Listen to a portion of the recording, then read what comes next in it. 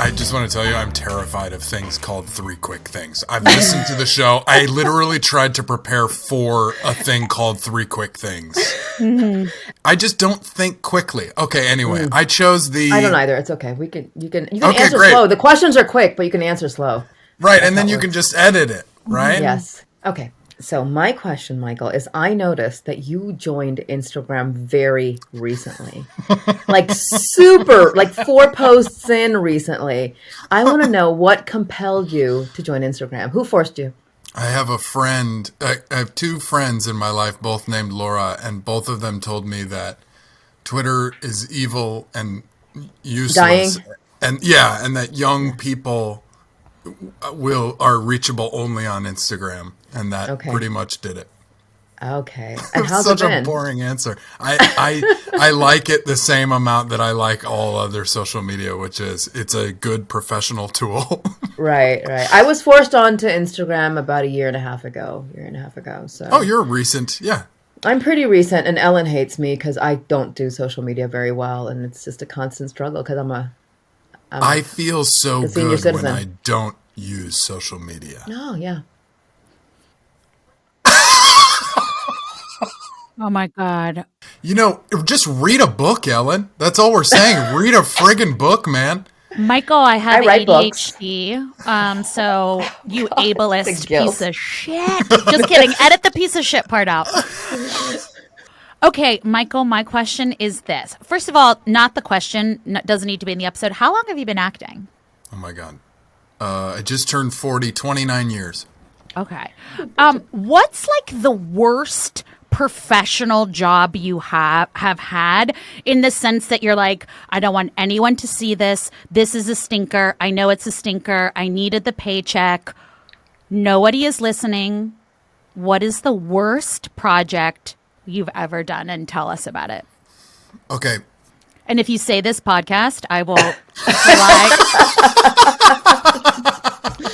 You didn't need this paycheck, Ellen. I'll tell you that. Since there's none. This is a kind of a mealy-mouthed answer, but the first thing that popped into my head was I auditioned for a very, very small film right after moving to New York to get actor training and become an actor in 2001.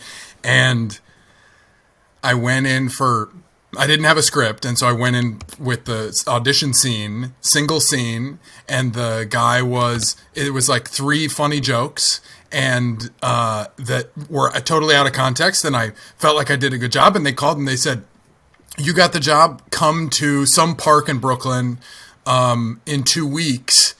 And I had never done... really shady. Super shady. And I had never done...